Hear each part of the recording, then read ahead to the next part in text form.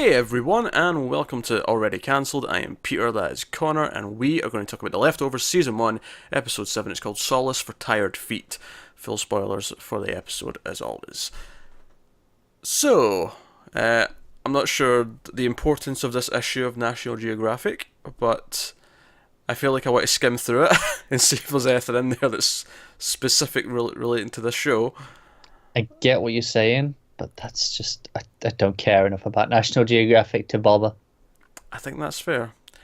You have to imagine there's something in that, because it's a specific issue. It's not just on any issue at National Geographic. It's a specific issue that Yeah. that Kevin's father feels compelled to give to him. The voices have told to give to him.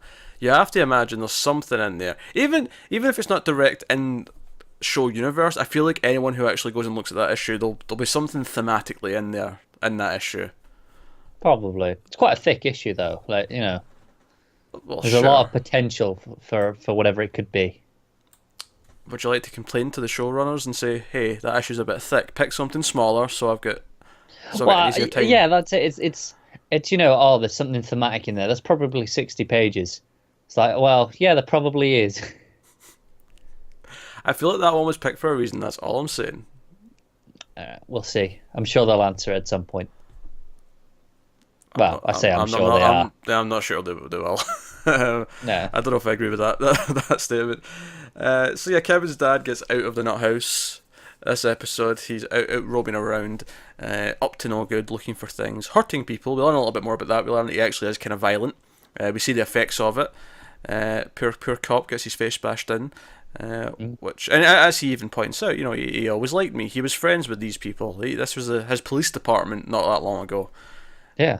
So, but no, he's quite willing to, and afterwards he's like, "Oh, tell him I'm sorry. He was in my way." It was in my way. Yeah. Yeah. That's it. It's he feels bad because it's like, yeah, I wish I didn't have to do that, but he doesn't regret doing it either. Yeah, no, he doesn't. It doesn't at all. So there's a lot of things going on. Obviously, a lot of it is related to Kevin, more than anyone, because it is his father. But obviously, Jill and Tom and whatever get their little plots, but it is mostly sort of tying back into him, because even Jill's plot is kind of related to the grandfather and related to what's going on. Because we start the episode with this challenge, this refrigerator challenge, where there's this old fridge out in the woods where all the rowdy teenagers are hanging around, and apparently this is a little town legend where they all try and see how long they can survive just sitting in the fridge. And some of the boring as shit. The leaderboards are on the outside of the fridge. They've been writing up the best scores, and the most interesting part, of course, is that they were doing this on the day of the departure, and one of the kids who went in on the day of the departure never came out because he disappeared whilst inside it, which I think is pretty funny. But it does add this extra element of fear, because even though, I mean, it'd be different if he was the only person who went missing, because they'd be like, "Oh, is it a magic fridge? Like, what's going on?" I like to think he was the only person in that particular group there that day. So until they went home and was like, "Oh, hang on, this is a thing," they'd be like, "What the hell has gone on?" Yeah, for until they went home and saw the news, they actually just thought he vanished in the fridge. Like, they didn't understand that everyone disappeared. Yeah, no, I can see it. That's pretty funny. But Jill, someone else fails. One of the twins fail, and Jill's like, "I can do it, easy." And she goes in, and of course, she does break the record. The countdown outside, and she's getting kind of sweaty, and it's all kind of stark, and it's all very claustrophobic. And the door handle breaks, and they can't open it. They can't get her out. And we have this really surreal moment where when it finally tips over and then opens, it's our grandfather, who's Scott Glenn, who's standing there, and for a second I was like, "Is this a dream? Is this what's going on?" It feels kind of. It was almost like, "Is this real?" So it wasn't until they cut to one of the twins again. I was like, "All right, okay, this is still." Yeah, and when they were like, "Oh, who was that?" Yeah. Like, they addressed, no, she's not just seeing this. Yeah, it's just this raving old man like wandering through the woods like an absolute nut job. So, yeah, so that obviously there was some funny stuff as well. But obviously there's been a time skip because we find out that Kevin and Nora have been dating for a little bit. They're on their 5th date, as she mentions at the start of this episode. So it's at least a few weeks since the last one. So you get that that's progressed a little bit, and it's been like 2 full episodes without Tom. So when we go to Tom, I'm like, I remember I think I said, "Oh, I bet she's got a baby bump next time we see her," and sure enough, she's got a baby bump. In fact, by the end of the episode, she's got a goddamn baby. So yeah, skipped out most of that boring pregnancy bit, didn't we? Oh, yeah. They can do that. We don't need to worry. Exactly. Yeah, that does put in perspective just how much this show has jumped forward in time, though. Yeah, because even if presumably she was pregnant in the first episode, like just. Right. Yeah, I mean, even let's say she was pregnant but not showing, so she was 3, maybe 4 months. That's still, 4 or 5 months it's jumped forward at least. At least, but it could actually be as much as 9. It could be, yeah. Just a bare minimum. Because she literally had just got pregnant before Tom went on the run with her, so it could be full 9. Somewhere in that range. I'm sure if you pay attention to what they're talking about in terms of dates and stuff, you could probably actually map it. Because obviously probably could work it out. We know we started in October. Yeah, we know we had a Christmas. We passed that. It doesn't feel like it's spring quite yet, though. Which maybe there's like credence to it not being a full 9 months, because otherwise it would be like summer. Yeah. So that adds up. Because they're still wearing, still wearing their hats and stuff. It's still cold. Yeah, this hasn't been day, but they talk about like Nora mentions them coming and taking the pictures at Christmas, but that feels like it was, it wasn't that recent. It was a couple of months ago. Maybe. Oh yeah. I think it's like I think we're in March. That'd be my guess at this point. Yeah, still cold, I'll agree with that. Not quite spring yet. I mean, March is officially spring, but like it's still early March maybe. Transitional period. Yeah, I can see it. Not that it really matters. I don't know why we're. I don't know why we're trying to pinpoint this. This isn't really the core mystery of the show. Now, the voices that Scott Glenn's hearing in his head, and is convinced that he needs to give this book, and he's telling Kevin that he can't run away from this. This is his responsibility. He has to wake up. He accuses him of being asleep because everyone would be asleep. He makes this big scene in the restaurant that they meet up in, and obviously the show being the show that it is, okay, he is kind of crazy. He's unhinged, but at the same time, like, is there some kind of level of truth to this, even if it's not at face value what he thinks it is? Right, but I mean, he knew. He at least seems to believe he knew to go and where to find Jill at the start, because she asks, "Oh, how did you know where I was?" And he goes, I happened to run across you," and she's like, "Yeah, but do you expect me to believe that?" And he's like, "No," and clearly the implication is the voices told him to go there. Yeah, go and help out your granddaughter. She's in a spot of trouble because she's an idiot and it's hiding in a fridge. Right, exactly. So actually, my favourite part of that is later on when he's at the house and she's getting him some food out the fridge. He's like, "Oh, don't get trapped in there." I like that he's a complete maniac, but he can still make a dig about her getting trapped in a fridge. That's how stupid getting trapped in a fridge is. Yeah, it's true. Oh, dear.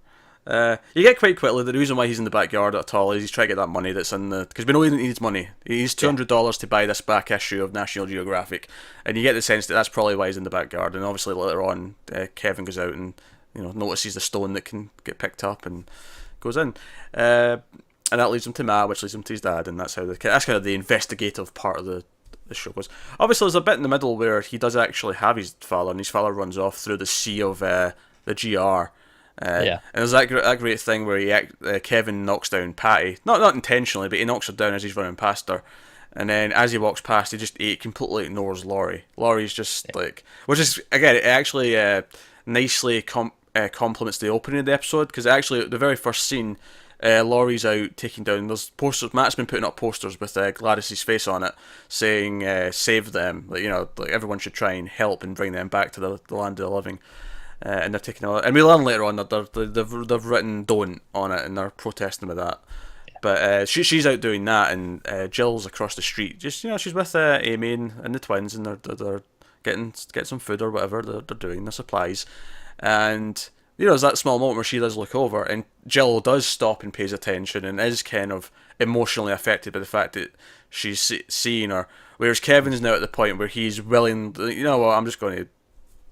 I think it works nicely with the ending as well. To jump over to the ending, just that bit with Laurie at the end. Yeah. And she doesn't care about him anymore, or at least that's what she's saying, and I kind of believe it. I mean, to a point. To a point, I think she wants to not care. I think she's trying to not care. Yeah. Arguably, is she? like, there's only so much we can say to the point where, like, okay, so she's writing down that she doesn't care, but I kind of believe that deep down she actually, it doesn't, like, she's trying to be strong and not letting it affect her, but, deep down she probably is feeling something. Yeah, I think she's saying, you know what, I made this decision, like, I can't be, she's being relatively responsible. In the sense, she's going, I can't blame him for having a life. I'm doing my thing. He's doing his. That's very true. She asked for the divorce. She left him first. She put all this in motion. So honestly, had she turned around and acted like, "Oh, how dare he?" It'd be like, "What? Shut up!" Yeah, exactly. I think she knows that. Even if she is jealous or annoyed inside, which she may very well be, she is at least aware enough to know, well, this is on me. To be fair, I don't think it would be either of those two things she would feel. I feel like those are things you'd feel when you, like, maybe you didn't want to break up and then you feel that or whatever. I feel like I don't know how you describe that feeling, but that feeling when you have broken up with someone and you don't actually want to be with them anymore, but you see them with a new person and you're like, it makes you feel something. It's not really jealousy. It's not really annoyed. It's just. It's kind of a mix between them, though, isn't it? It's like a kick to the heart, but it's not really. It's almost just sort of sadness that they're moving on with their lives and I'm still pathetic. It's kind of how you feel. I'm sure you do. Every day. Yeah. Quite frankly. I believe it.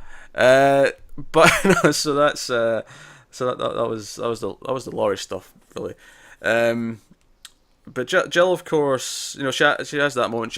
And what I like as well is that there's this idea of fate coming back into the show, where, Kevin Senior, Scott. I keep calling him Scott Glenn because it feels weird to just call him Kevin Senior every time I refer to him.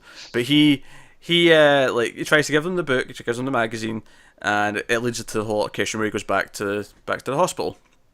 All fine, but and then that's when Kevin makes his to go back to Nora, and they have sex for the first time. He finally, and again, it's this idea that they found each other. She's separate from everything else in his life, and because of that, he feels like all of his weight's gone when he's with her, and that you really feel that in the scene, and they both have that for each other, and they have their moment. And obviously the GR, I thought it was really funny actually that the GR kind of ruined their first attempt to have this. Yeah, moment. they cock blocked him.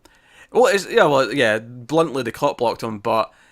They ruin it for both. It's not like they just ruin it for one of them. Both of them feel awkward because of the GR. But what I like is that is actually literally what the GR are trying to accomplish. By being there, they reminded him of his wife who left him, and they reminded her. It went to the photos that they stole, which obviously leads back to her family that are gone. So they actually reminded both of them of everything that's happened because of the departure, and as a result, it ruined their day. This is actually what they're trying to achieve in a small scale way, and it works, essentially. I mean, up to a point, it clearly, by the end, they're like, nah, screw it, we're going to ignore them anyway, and they overcome that. But I think they to a point, it does work. But he goes with Grace. They have some, specifically after the sex, when they're sort of lying in bed, and it's kind of like she's asking, okay, what's going on? Like, you're going through stuff, we've not really talked about that, it's all been, first few dates things where it's just all, oh, what's your favourite colour? What niceties, getting to know each other, but you don't really talk about what's bothering you in those early stages. And this is her finally saying, right, and she's like, oh, but I might be crazy, and she just cracks a joke about it. It's like, no, you can be comfortable telling me that, it's fine. Because how many other people do you think he said to, just bluntly, I'm worried that I'm going crazy? Probably none. I would agree with that. Probably none. Yeah, because he doesn't want to admit it out loud. But I think it's interesting. That seems to have been the first good night's sleep he's had in a long. Because obviously there's the whole bit where he's having trouble sleeping. He's not remembering doing things. Even I'm going to get to that, but I just wanted the point I was getting to earlier. I was kind of went on a roundabout trip to get here, but so he goes home the next day, and there's another copy of the National Geographic sitting there, and it turns out Jill ordered it because Jill knew about it from the bit of paper that her grandfather left, and she ordered it anyway. And it's this idea that even though he refused it and he ripped the book up, the book still found its way to him. Yeah, he still has it somehow. And I kind of like that. It's just a simple little he throws it out, but it's just there on the top. It's not gonna. The question is, does it just stay there? Does it go out? I don't think so. No. I feel like it'll somehow stick around. He'll just keep it out of curiosity, if nothing else. Yeah. Maybe. So maybe I want to see if there's a reason in here. So like, is there something in here that maybe makes him think, oh, this is why the old idiot wanted to give it to me? Yeah. At what point does the curiosity get the better of him? Yeah. But yeah, let's talk about your dream sequence in the middle. So, which by the way, I like that even Jill's starting to worry about Amy wanting to bang her dad. There's that moment where she's like, Amy comes in from work. Apparently she has a job, which I never even knew until she walked in her stupid uniform. And she's like, I'm not going to this stupid party. You guys are going to. It's like, what, so you're just staying here with my dad all night? It's like, well, he'll be going out. And he ends up coming in and they have this moment, but he has this weird nightmare scene where he sees a dog, he sees the shooter, he sees Tom as well. Interesting, Tom shuts the door behind him, which I thought was obviously that you can read into this in a number of ways, probably with he's left his son behind and his son's shutting him out of his life, which is kind of what's happened because he's disconnected his phone, he's out there on his own. Yeah, I thought it was interesting. He was shutting him out of his own home. It was like, him being gone has forced him to not be comfortable because he's constantly on edge because of it. Yeah, and then he sees like the dead bodies of the GR, which I think is clearly comparing them to the dogs. It's like what this guy's doing to the dogs is kind of what the FBI CIA guy in the phone offered to do with the GR. Yeah. So let's just go out and shoot them. They're not our people anymore. To put it in those terms. But he wakes up and he's got a bite, and this dog that he's heard barking, which turns out did exist, he's chained it up in the back door, and they've got it there. And apparently he got bit, and Amy stitched him up. She bandaged him up, put a bandage on him, and he doesn't remember this at all. Yeah, and she knows that he doesn't, and she's just like leading it on, going, "Yeah, you said you were going to rehabilitate him." And all I could think was, if you're going to start forgetting things you did with this teenage girl who's living in your house, that's a really bad sign. Yeah. It's a really bad sign. There's a few times she just acts like the wife and mother again. It's, at the end when he throws out the book and Jill storms off and she walks out after her, but she turns and gives him a look. She's like, come on. Play nice. Yeah. Play nice, husband. Exactly. It's cracking me up. Actually, the funniest part of this episode, though, by far, was when he trashes Matt's carer's phone. Like, the woman who takes care of his wife. Like, it makes her call Matt because he won't pick up from his number, and then grabs her phone, and he gets so pissed off that he doesn't cooperate that he just smashes it on the porch, and the woman's just standing there like, that's my phone. I know. That's my phone. And I was half expecting him to turn around and say, oh, sorry. Yeah, he doesn't even notice though, does he? Well, he glances at her. It's almost like, I don't even care. He just walks off. It's funny. I do love that most of the funniest moments in this show have been just through facial expressions, just looks that people give. It's rarely anything spoken. No, that's true. Actually, yeah, it's usually someone reacting to.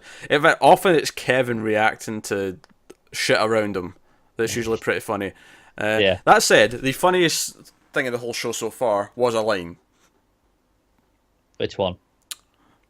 A certain member of the Busey family was involved. That one. Yeah. Yes, you're right. That one. Yeah. That wins the comedy. I'm not going to say all of the comedy because obviously even this one we had the grandpa going, don't get stuck in the fridge. That's true. But like a lot of it is very visual. Yeah, which is good. It works. It's visual comedy is appreciated. It tends to age better because it's not referencing things. It's not that you can't have vocal comedy that doesn't age. You can, but that Gary Busey one's never going to age. No, it's not. I mean, it'll age in maybe like 60 years when no one knows who that is. But see, you say that, but the legend of Gary Busey is eternal. The meme lives forever. Like, it doesn't matter. As long as they've had access to the internet, they'll know who Gary Busey is. I get what you're saying. I get what you're saying. So is that all the Kevin stuff? Have we touched on all the Kevin stuff? I just want to say I thought it was really interesting how he was having trouble sleeping, but then the speech that his dad gives him is wake up. It's all about go back to sleep, and it's kind of like, but he can't, and that's kind of been his problem, that he can't sleep. But then once he has that debate, and that's when he goes off with Nora, but then he actually gets the sleep. He goes back to sleep for the first time in a long time. Yeah, he also gets rid of all his medication because his dad keeps like chastising him for like, oh, so you've got a pharmacy on that nightstand, and he's like, oh, that stuff will make you go crazy, and he's kind of like, yeah, it might actually, and he throws it all out. But again, I think it's I think ultimately what this episode is, I don't think this one's as strong as the last few. I feel like this one was a bit more, less focused, I guess, overall. Yeah, I feel like because we had, a bit of Kevin, a bit of Jill, a bit of Tom, a bit of everything, it meant that there wasn't a single defining thing that was like, no, that's what this episode was. Where obviously the last one was Nora, before that we had Gladys. Yeah, kind of, yeah. It lacked that really core focus. Now, it was still pretty good, but but I think the ultimate purpose of this episode was ultimately for Kevin to kind of get out of that emotional slump that he's been in. Now, I'm not saying he's going to be happy-go-lucky next episode. I don't mean that at all. Just that it's him sorting out kind of how he is. Because even at the end with Jill, he admits, "Oh yeah, I'm seeing someone. You probably like her. We'll have to introduce you." Yeah, it's the next step. Obviously, we had that moment where he finally said that that they were getting a divorce, and that was the first step to this journey, I think, where he began to say things out loud. He began to communicate with her, and now this is it where it's like, no, okay, I'm moving forward. Things are better, and like I say, it's the end of that part for now, I think. Yeah. So let's jump over to old Tom and Christine out on the run. And Tom, obviously, we've seen that he's been kind of growing more frustrated and kind of like, is Wayne full of it? Is this just bullshit kind of idea? And Wayne does eventually call him. Now, Wayne's obviously in a bit of a weird place right now, both literally and figuratively. I mean, he's sleeping at the end of a hallway that looks industrial. It's a very, very strange location for this phone call. He's always filmed from behind. You never quite see his face. I think it's really interesting they're hiding him. Like there's something wrong. Yeah, I don't think there's actually something physically wrong with his face. It's just thematically what it means. Yeah. Rather than like an actual physical difference. Yeah. But he's out of it. Like he's like, he forgets who he phoned, and he's confused, and he realizes, and then admittedly you find out later where the money's actually going. But at first it sounds like, wait, is he now struggling for money? He's trying to get half of it back. Is that what this is about, kind of thing? And Tom's obviously very frustrated. Christine's still, I mean, she's kind of ill, but she's also like, oh, did Wayne call? Wayne will call. I believe in Wayne. Wayne's, this is Wayne's world. She's utterly deluded. You totally missed my joke there. I didn't. I just refused to acknowledge it. It was a fantastic joke. Get over it. So he drops off the money. He's told to tape it under this under the mailbox, and he has this. What I love about this moment, actually, you can see the idea form in his face. He runs back. Which, by the way, why did he bolt it? He bolted. He ran full speed to the mailbox and then ran back to his like. Yeah, that's not suspicious. If you didn't want this to be suspicious, walk past it casually and just slyly go down. Just stop. Tie your shoelace. Exactly. Yeah. Right under. There's a subtle way of doing this. I feel like anyone who saw that would like, I wonder what that was, and they'll go off and they'll they have go, a look. Hey, there's a massive wad of cash here. But I like the moment where he goes back to the car and he's about to like start the ignition, and he's like, wait a minute, I'm going to wait, and I'm going to watch. I'm going to see who comes and picks this up. And I like that. I just like that simple moment because you could see the gears in his head turning the moment he has that idea. So yeah, it's good. Some simple, good bit of little acting there. But this guy picks it up. He follows a guy to this motel. Basically storms in, and we have this, not a shocking twist, I don't think, but certainly a very interesting little twist, that this is just another guy like him who's also looking after another pregnant Asian girl with Wayne's baby. Yes. A girl who does get jealous and demands to know who the other girl is once Tom tells them about his situation. And he ends up getting shot in the hand, actually. He's pretty... Which I thought was very interesting. It was the hand in this episode in particular, because obviously Kevin got bit in the hand. And, exact same spot. Yeah. I thought it was very notable that the bandages it lines up perfectly. It's almost like both of them have got their own problems, but the universe is trying to like align both of them out of it. Like, no, you need to solve this. Like, you get bit by the dog because you've been killing these dogs and your life's not in order, Kevin. And then Tom, likewise, you've been following this guy's bullshit and it's led to this. You got shot. So yeah. Well, that's it, isn't it? It's just the idea of showing that they're still linked, even though they're however many miles apart. They're doing something completely different. Whatever it is they're doing, it's kind of ultimately it's still linked. It is kind of exciting to see when they finally meet up again. Like when Tom finally comes home. Yeah. And sees his father. And why does he come home? Like, I mean, now they've got this baby to take care of. Like, where does this go from here? Kind of thing. But no, that's very interesting. Oh, and obviously that's the end of the episode. Is he comes into the house. There's that massive pool of sort of. It's not quite all blood, but it's her water broke obviously in bed, and we know she's sick, so maybe there's also stuff going wrong. And he follows it through to the bathroom, and she's got the baby. The baby's a little bit large for it to be believable, but I'll let that go. Yeah, but whatever. So that's how we end. So she's got a baby. So I mean, I don't know if there's a purpose to all these babies. Are they all going to like continue to do Wayne's work? Well, that was it. The other woman said, she was like, no, my baby's the one. It's going to be, I think she called it the bridge. The bridge. Yeah, which I thought was interesting. Like, the bridge to what? Yeah, that would imply connecting. If we go back to my alternate realities theory, would this be a person who could traverse between the realities? That was not a theory. That was the bullshit ramblings of a lunatic. God, I hope you're wrong. See if I nailed this. See if like next season we get more hints that are pointing towards that. I want a gold star. I will give you a gold star. Great big gold star. I think I'll have earned it. Yeah. Okay. You have a little gold star there now next to your Twitter handle. Hey, every once in a while, a shot in the dark pays off. Is all I'm saying.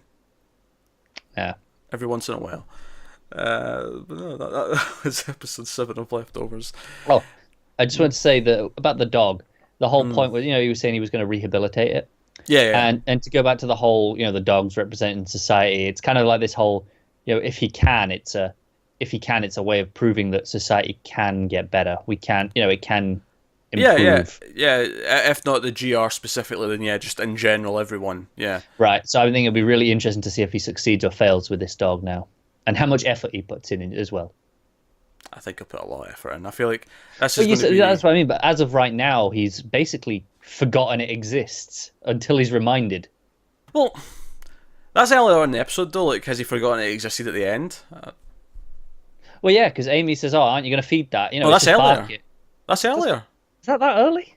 Yeah, that was when he came in. That was after the dream. It's when I'm talking about when he comes in at the end, like after he's been with Nora and he comes in and he's talking to Jill. Yeah. At that point, is he still forgetting the dog exists?